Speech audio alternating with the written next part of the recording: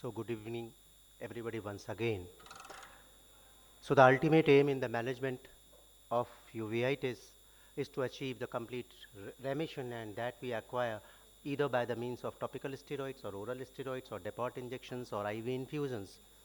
But we all know that steroids are associated with the plethora of adverse effects, starting from the dermatological manifestation to the neurological manifestation, and here actually comes the role of immunosuppressive agent. But this is the area where ophthalmologists fear to trade, because this is really very difficult, that when to use, what to use, and how to use. So if it's a severe side-threatening inflammation which is not responding to appropriate steroid regime, or if patient is experiencing steroid-induced side effect, or as soon as you are reducing the dose of the steroid, the disease is coming back. That means the steroid dependence. At that time, we will have to start immunosuppressive agents. And there's a long list of absolute and relative indications of immunosuppressive agents. But before starting that, you will have to decide that whether there is steroid resistance is there, or dependence is there, or related side effects are there. And first and foremost important thing is that it should be non-infectious in nature. Only then you will have to start this immunosuppressive agent. There shouldn't be any systemic contraindication to all these agents, and should have a friend in the medicine department. So if any adverse effect comes, he can take care of all these adverse effects. And before prescribing them, always have an informed consent to avoid medico-legal hassles. Baseline investigation should always be done to rule out any hidden infection inside the body or any other thing. And we have an n number of drugs in our armamentarium of immunosuppressive agents, starting from antimetabolites to biological response modifiers.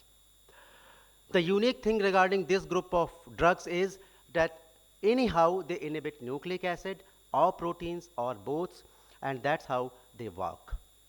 Now coming one by one, Methotrexate is a very common drug which we all know, but it takes around 3 to 4 weeks to produce effects, and the major adverse effects are hepatotoxicity, pulmonary fibrosis, and myelosuppression. And if myelosuppression is there, we should take care of leucovorin rescue. You cannot give Methotrexate more than 20 milligram orally, because after that the absorption is really poor, so it is better to switch over to subcutaneous infusion, and you cannot give more than 50 milligram. Before starting Methotrexate, always have a drug history, because there are drugs which can inhibit the metabolism of Methotrexate, thereby causing toxicity of Methotrexate. Azathioprine is a very safe drug, frequently used in Behçet's multifocal choroiditis, serpiginous SOVKH. The onset of action again takes a longer time, so always start them with steroids. Go for CBC at 2 weeks interval and LFT for 1 month interval. And if your patient is having gout, reduce the dose of azorin, because it can cause azathioprine toxicity. Mycophenolate mofetil, it's a very, very safe drug, very effective in pediatric uveitis, very well tolerated, because the majority of the adverse effect of mycophenolate is diarrhea and weight loss. But if your patient is on steroids, please don't prescribe antacids, because antacids reduces the absorption of mycophenolate mofetil. Cyclophosphamide belongs to the nitrogen mustard group, and this is the drug of choice in vaginous granulomatosis and polyarteritis nodosa associated scleritis or vasculitis. And this is the only immunosuppressive drug which induces immune tolerance to a particular antigen. So you can try an antigen priming 24 hours before starting cyclophosphamide. Major adverse effects are myelosuppression and sterile hemorrhagic cystitis because of exposure to the acrolein. So it's really very important that your patient should be well hydrated if you are prescribing oral, or if you are prescribing IV infusion. I personally prefer IV infusion, because IV infusion offers rapid induction, transient neutropenia, and avoid prolonged bladder exposure to the acrolein. Cyclosporin is a T-cell inhibitor, usually used in combination with low-dose steroids. The initial dose is 5 milligram per kilogram body weight per day. But if modified cyclosporin is used, you will have to reduce the dose by 20%, that is 4 milligram per kg body weight per day. The major adverse effects are nephrotoxicity, neurotoxicity, hepatotoxicity, hypertension, and gingival hyperplasia.